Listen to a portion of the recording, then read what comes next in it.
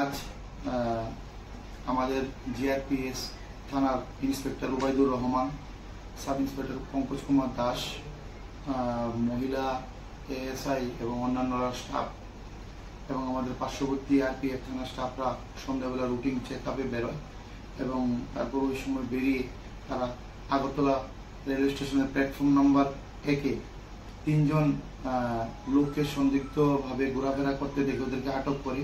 তাদের নাম যথাক্রমে নীরজ কুমার, বাড়ি বিহার; জ্যোতি কুমারী, মহিলা, ওর বাড়ি বিহার; এবং আরেকজন হাসানা বেগম, ও মহিলা, ওর বাড়ি বিহার।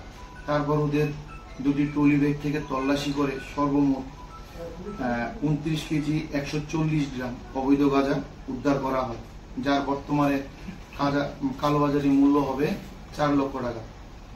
তারপর আমরা তাদেরকে আটক করি এবং তাদের ওই ব্যাপারে তাদের বিরুদ্ধে একটি NDPS ধারায় একটি মামলা নথিভুক্ত করি।